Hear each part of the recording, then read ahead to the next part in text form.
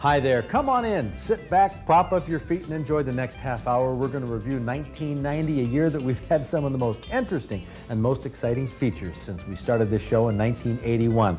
This past spring, we won an Emmy Award for the best magazine format television show in the Michigan region. Credit also goes to John Ford and Abby Burke, who did all the production work on these shows. Of course, to the late Mort Neff, the founder of Michigan Outdoors back in 1951.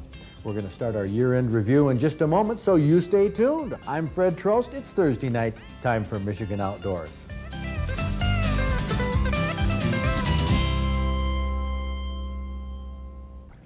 You're going to wrong way. You're going to botch this all wrong, Fred. Yes. You're supposed to bring him up head first. Head first. Well, watch your line, you don't get back with Okay, here he comes. There we go. Oh, wow. Bernie, let me hold him. That's great. Oh, let me tell you, it's a cold fish. Oh, he's not hooked very good at all. Okay? Not hooked very good at all. Go for it. Go for it. Oh, there we go. 6 pounder, 5.5? No, we're looking at, I guess 4 3/4, 4 3/4, maybe 5. Those big ones are fun to catch. But if you're catching plenty of smaller ones for food, think about letting those bigger spawning size fish, the productive females especially, return to the water so they can reproduce.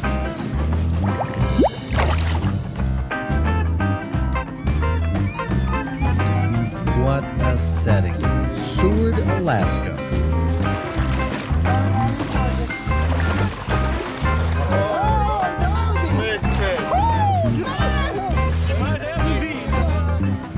Well, everybody was catching salmon, and those who spent the day caught 4 or 5. Not bad for a first day of flinging spoons at Alaskan coho.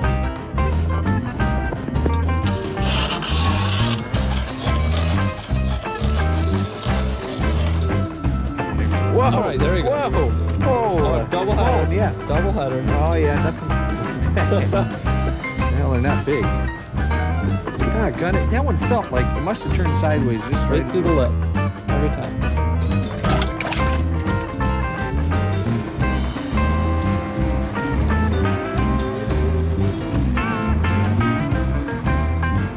He's a frisky one. He's not real big, but oh no, wrong end.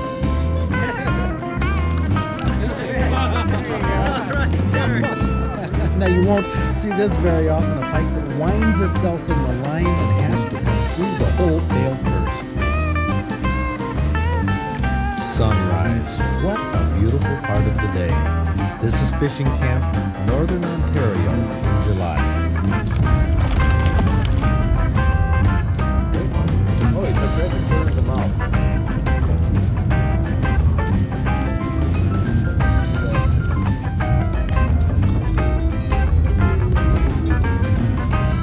Tell me I'm not living dangerously. No wire leader.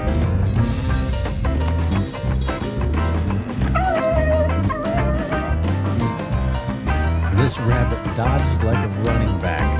The branch grabs at its leg like a linebacker.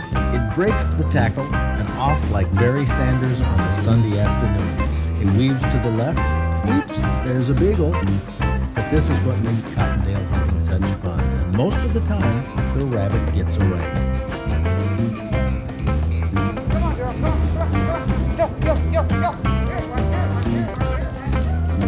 Oh man, a bunch of bulls. Look at that herd. I can't believe that. Oh God, there's one huge one in there. One huge one. 2, 3, 5 huge. Holy cow, I can't even believe this. That's a whole herd of bulls. I wonder if I dare run over the hill. If I dare run over the hill to see where they went. Could you believe that? That was unbelievable. Those bulls? How could I miss? This is called stress. Arteries pumping, lungs gasping, telling myself to calm down. You know, you can practice shooting your rifle at home, but you can't practice controlling your pounding heart.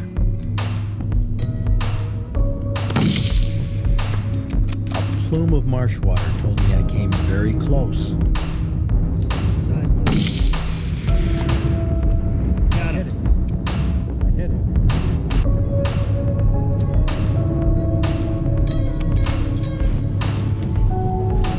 I don't know if I look a little nervous to you, but I don't think I was hiding it too well.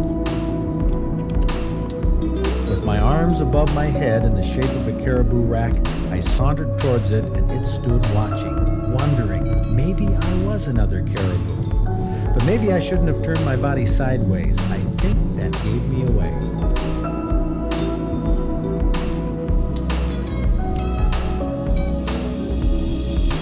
This encounter at close range with a big bull gave me as much excitement as taking my trophy bull the day before. I had 200 pounds of meat for the table and memories that still get me excited. Panfish anglers pre-measure the depth they want to fish at, pull exactly that much line off the reel, bait up, then lower their bait to exactly the depth they measured out. Ice fishing tackle can be bought for under $10, which is a big advantage, and a $10,000 boat, motor, and trailer, not necessary when you're ice fishing. Whoa! Nice one over here, Doc. Nice crappie here. Ice fishermen call all kinds of fish nice.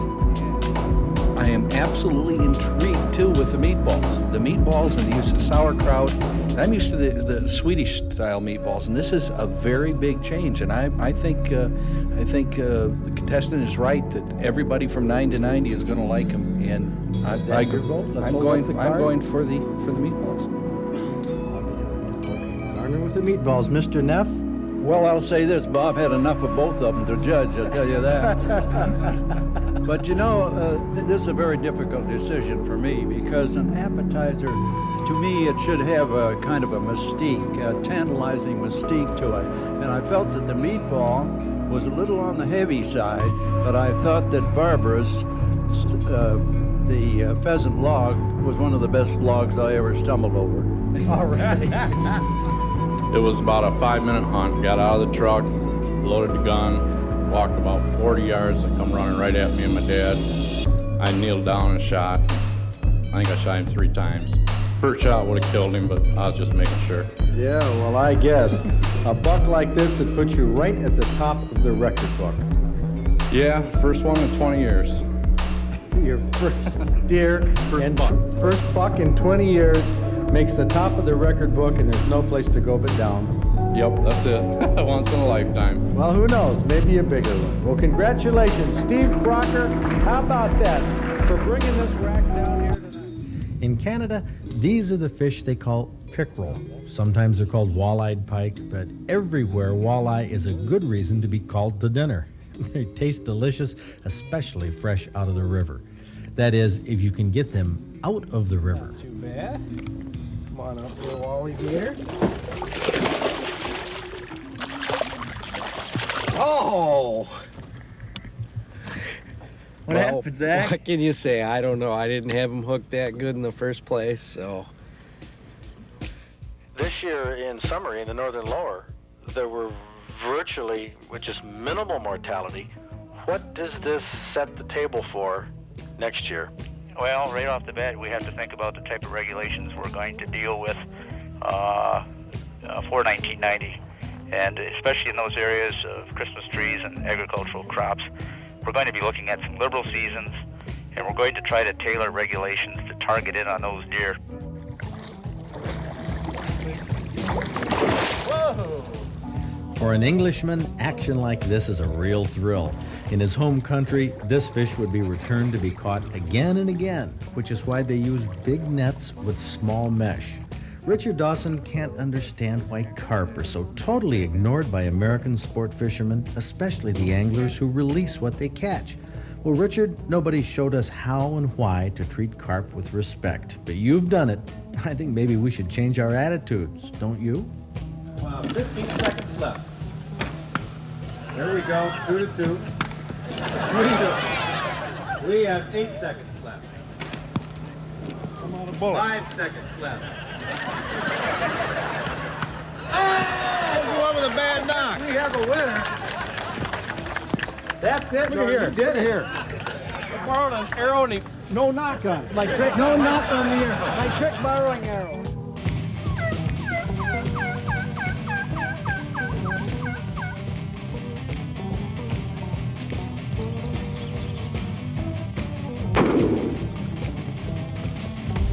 Oh. I don't know why he didn't come with me. I had to chase this one down. Congratulations. Oh, boy. That thing took off into the swamp. And, oh, man. I tell you, you got to work for these critters. You know, he's not pulling like a king, you know, yanking it, but making some room here. Good, steady fight. Look at that, eh?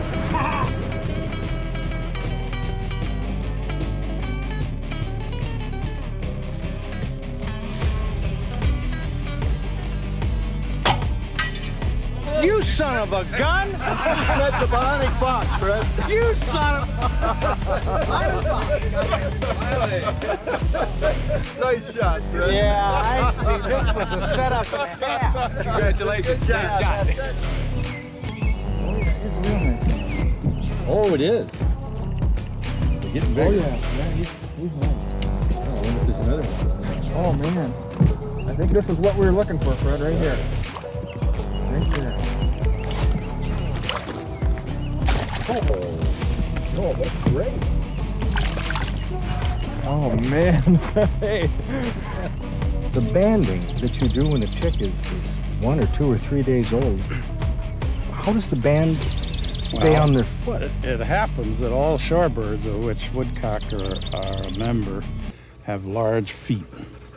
And when we band them, you can see how big those feet are, and the adult-sized band will not fall off, even newly hatched chicks. So their legs will not grow all that No, much. that's right. That's right. The band is loose around the shank, but their toes are what hold them from dropping off.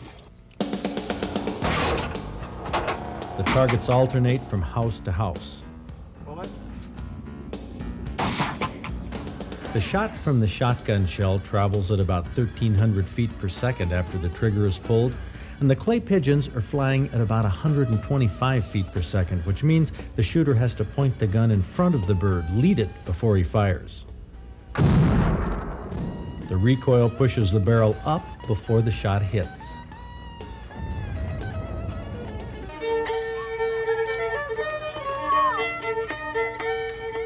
You guessed it. Some people came to the outdoor fair just to fiddle around, but it added a new dimension to our muzzleloaders village, a living encampment of colonial tents and teepees.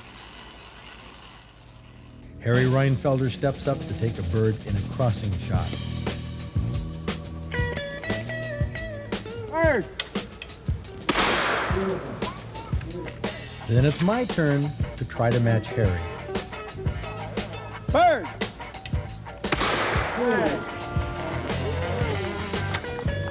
What are the things you want to keep in mind for your northern adventure? Well, prepare for mosquitoes and black flies because there'll be a constant welcoming committee. Earplugs for bed, not a bad idea. If there's no shower, consider bringing your own. If there's showers you don't want, always bring rain gear. I repeat, always bring rain gear. A first aid kit is a must, as important as bringing enough food. Don't skimp on fishing tackle. That's what you're there for. There we go. I got it. Yes. I know, we don't have it yet, that's right. We better have a net. Harry?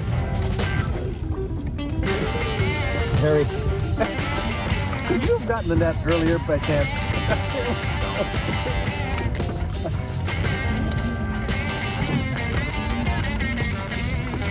There you go. Oh, I'm very pleased. Oh, that's good. My first place. The afternoon fishing boats cast off the dock at South Haven, carrying decks full of anglers who hope to catch as many perch as the boats brought in from the morning trip. We had 3,000 fish on the dock this morning between both boats. It's a good day. think I'm getting more patient too. I'm not gonna shake another big one off. Not ever since I lost that world record. In the old days, you could horse salmon in because if you lost one, there were always more to be caught. But today, the quiet fighting lake trout are treated gingerly. They're valued because 2 or 3 make a decent morning's catch. Covered with weeds. Got it. Oh, we got him in here someplace. Jerry, I gotta thank you.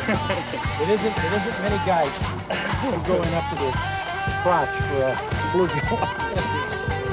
Okay, let's see. Under all of this is a beautiful bluegill. This is definitely the biggest bluegill I've ever caught. Now let's unveil him. Good size one. Good size one. Good grief. Become bigger yet. That's a monster.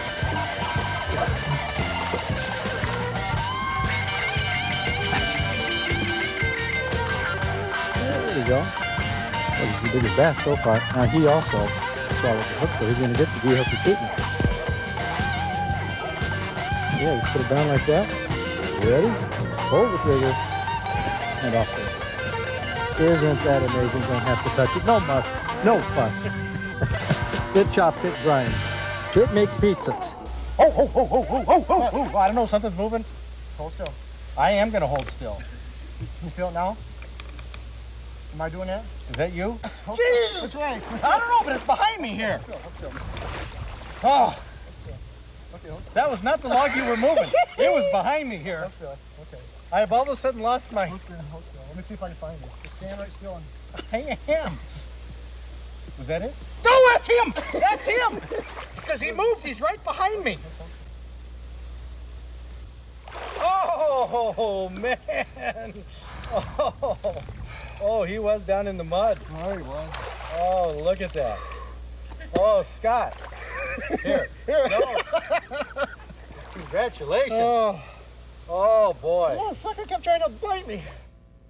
Does Buck stop changing their advertising and having this money back guaranteed? Does that take them off the hook? Well, all of those things would be subject to a statute of limitations as to when they did it and so on. All we can go on now is that no claims are being made. I think they're being safe. In other words, they could be, by not making any claims and saying we'll give you your money back if you don't like it, they could sell you hot air. And if a hunter kills a dominant buck, there are a few things that he can do to help himself. Take that tarsal gland immediately and put it in a bottle of glycerin, and you will have one heck of a trophy hunting scent. Good boy, good boy. Good boy. Okay, he's gonna go now. Well, I missed, and I told Jim what tough shooting it is through all these trees. Yeah, well, that's why they make all those BBs inside the...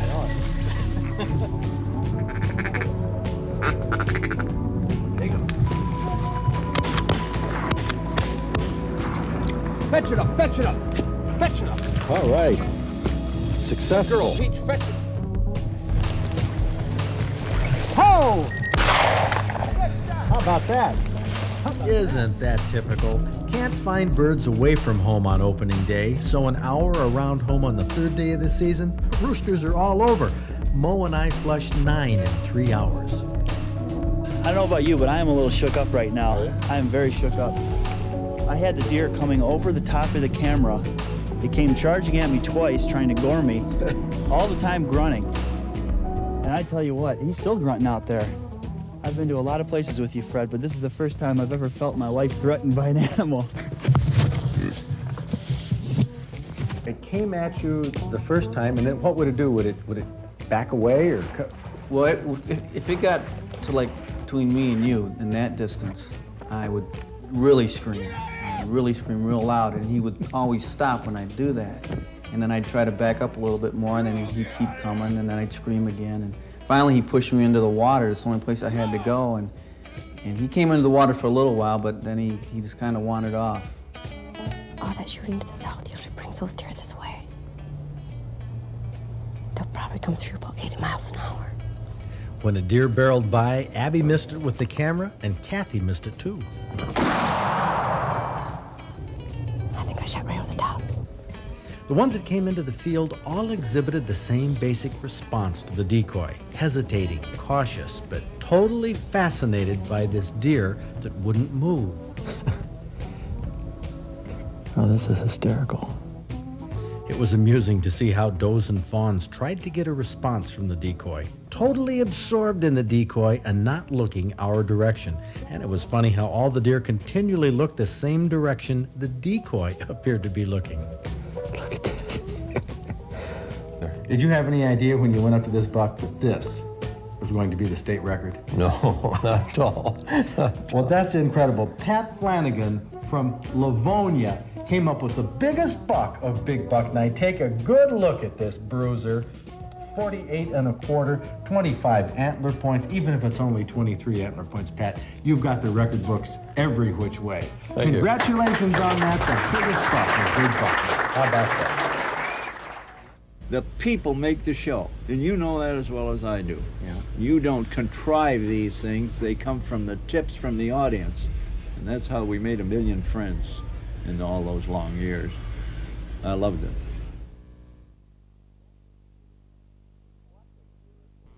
What a year it was. It's exciting to think of what 1991 will hold. One thing it'll hold is 52 award-winning fish and game recipes with Kathy Beitler. Barbara Conklin sent us a smoked pheasant log recipe, and every time Barbara sends a recipe, it's always something to do with pheasant. I think her husband is a big pheasant hunter down there in I think Ohio. so, too. This has horseradish, lemon juice, and you could use fresh lemon here, onions, and cream cheese. And the pheasant has been cooked and cooled and then shredded, and then this is all just going to be mixed in together. It's got to be terribly tender. Oh, very. And you just make it the consistency you want, and because you want to be able to roll it afterwards. And horseradish right on top of the lemon right juice? and a Or little bit of horseradish salt. sauce, Now I guess this it is. the recipe called for smoked pheasant breast, but she said a shortcut would be to add liquid smoke, and that's the way we're going to do it. She says it comes out tasting just like the same, and the way we did it, I can't believe that the other would be any better. And then just want to mix it up thoroughly, and then you're going to roll it in aluminum foil. You could use saran wrap, and then cool it. Oh, the point of you roll it in that so you can cool it and get a log Right. out Well, of it? then the cream cheese will actually set up, and it'll stay formed better. It looks fairly well set up right there. Well, it'll be even better once it's rolled and cooled. Now the garnish. Right, parsley and then pecans, and you want to smash those pretty good, and then just roll your log in it. And so the smoked pheasant log probably could be done with other substitutes. Sure, of you could meat. use chicken. It'd be Oh, yeah, great but with chicken. It is super with pheasant. And Yes. as I recall, Bob Garner, upon tasting this and recalling the contest, was getting a little philosophic. It's kind of like running into an old teacher, that you maybe pulled some bad prank on. You wonder how in the dickens you did it. Why wasn't this number one? I mean, really. I had this recipe, and it was opposite the meatball one, which was absolutely great. We judged it to be number one. This is incredible. This is even better than when we ate it up there. It is. For wild game, for people who want to impress guests. Yeah. I can't imagine anybody wouldn't like it because pheasant this way, or I imagine even rabbit, small game of all types. And this way, just using the breast, it makes it go a long ways, too. And it is so flavorful and so mild. And you so can tasty. use the word in the presentation of elegance and everything else. Truth of the matter is, it just tastes good. Darn good. I think about to finish this baby off. I will. Race. I will. Hey, stay out of it, will you? Recipes like this are not only tasty, but they're very versatile. You can make them with any small game, rabbit, squirrel, grouse, or pheasant. You can even make them with chicken or turkey if you don't have any wild game. Now it's time to make our New Year's resolution. Let's promise that in the coming year, we're going to get outdoors a lot more than we did in 1990, because it's a great place to be. See you next week.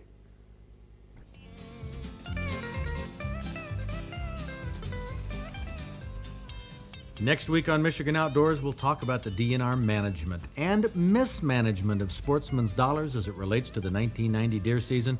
Hundreds of sportsmen have written to me up in arms about abuses and lack of control of permits, obvious miscalculations by the DNR, and what appears to be attempts by a very political DNR upper management to cover up mistakes. If you're a concerned deer hunter, don't miss this show next week right here on Public TV.